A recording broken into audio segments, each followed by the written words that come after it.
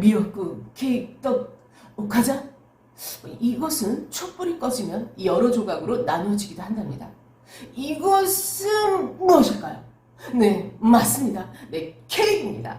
이번 책 이야기는 글그린 김효은 출판사 문학동네에 우리가 케이크를 나누는 방법, 만드는 방법, 자르는 방법 아니죠. 우리가 케이크를 먹는 방법 맞습니다. 지난달 도서관에서 세계 책의 날로 김효은 작가님과의 만남의 시간이 있어 저도 저희 아이와 신청을 하여 책의 사인도 받고 작가님께서 진행하는 책놀이도 함께하며 책의 의미도 나누어 보았습니다. 이 책의 이야기는 작가님의 실제 이야기 그리고 작가님은 둘째 그림의 둘째도 작가님의 눈 밑에 점이 있다고요. 네. 책의 즐거움을 저만 가지고 있는 것보다는 많은 분들과 책의 내용을 나눠보고 싶었는데요. 이 책은 가족 이야기, 수학의 분수, 생일, 나누기, 그리고 나눌수록 커지는 것들 중 어느 부분을 포인트로 두느냐에 따라 다양한 이야기를 풍성하게 할 수 있는 책입니다. 저는 이 책의 많은 이야기 중 나눌수록 커지는 이상한 셈법에 관해 아이들과 함께 해보았습니다. 책 내용을 잠깐 들여다보면 네, 5남매는요 우유 한 팩, 과자 한 봉지 그리고 소세지도 똑같이 나누고 도저히 저거 나누기 어려워 보이는데 하는 선풍기 바람 삼촌도 5 아이들의 방법으로 나누는 것을 볼 수 있습니다. 그렇다면 삼촌이 사준 킥보드가 한 대인데 어떻게 나눠야 할지 생각하던 찰나 이미 5 아이들은 킥보드를 탈 수 있는 시간에 나누기를 하고 타기로 합니다.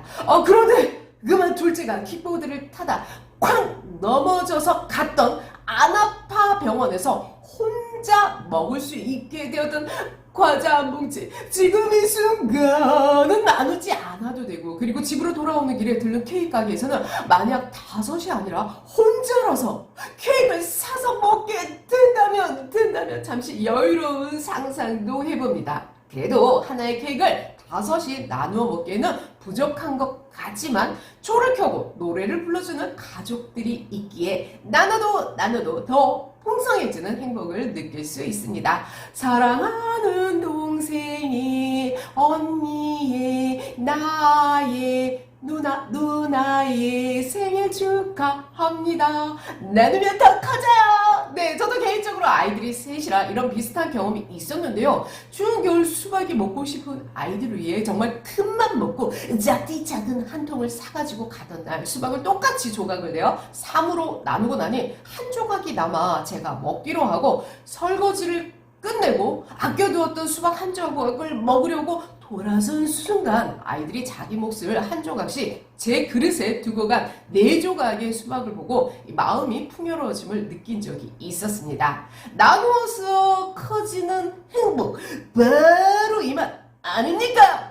네, 책을 읽고 난 후 이 책을 읽어가면 갈수록 새로운 발견에 아이들에게 질문할 것이 많이 있었습니다. 특별한 활동 없이도 이야기만으로도 많은 시간 정말 함께 할 수 있는데요. 예를 들어 5남매가 다 함께 아이스크림을 먹을 때 나라면 어떤 도구를 이용해 먹었을지 한 대의 킥보드를 다른 방법으로 나눈다면 어떤 방법이 있을지 우리는 5인데 케이크에는 딸기가 6개 그렇다면 나머지 1개는 도저히 나누기 힘들어 보이는 것은 어떻게 나누어야 할지 나눔을 해서 좋았던 기억은 어떤 것이 있었는지 등등 아이고 숨차다 서로의 의견을 물어보고 방법을 찾아가는 이야기를 나누는 것만으로도 풍성한 활동이 될 수 있는데요.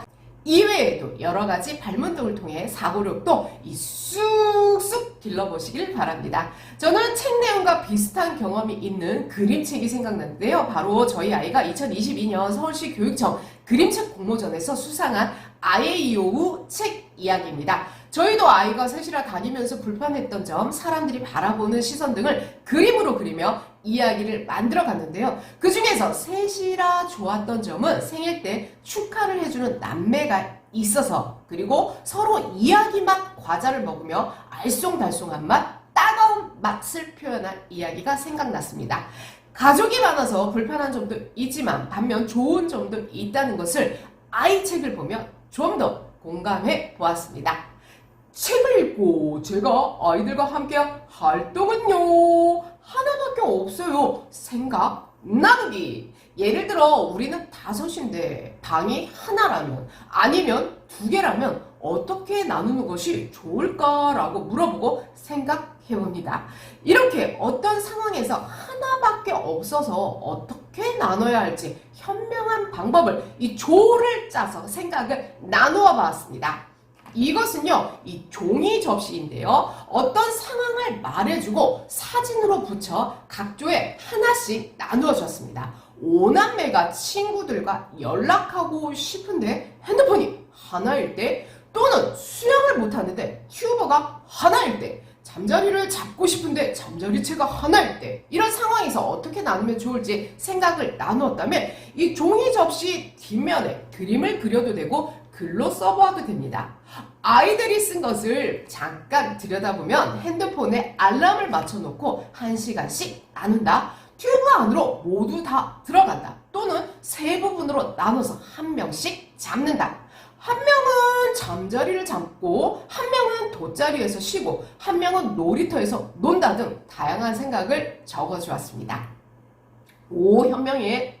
다음 활동은요, 우리도 초를 후 하고 불어보자. 저는 책의 끝부분에 5남매가 노래를 불러주고 후 하고 초를 끄는 장면을 연출하고 싶었는데요.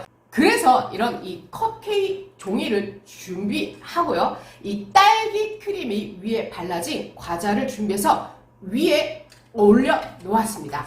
이때 초는요, 저는 이 스파게티 면을 준비해서 톡톡 2번 자르면 이 초를 이렇게 과자 위에 꽂을 수 있는데요. 비록 진짜 케이크는 아니지만 아이들이 생일 노래를 서로가 불러주면 축하를 나누며 하는 활동에서 풍성하고 따뜻한 마음을 가져보았습니다. 사랑하는 여러분의 생일 축하합니다. 후!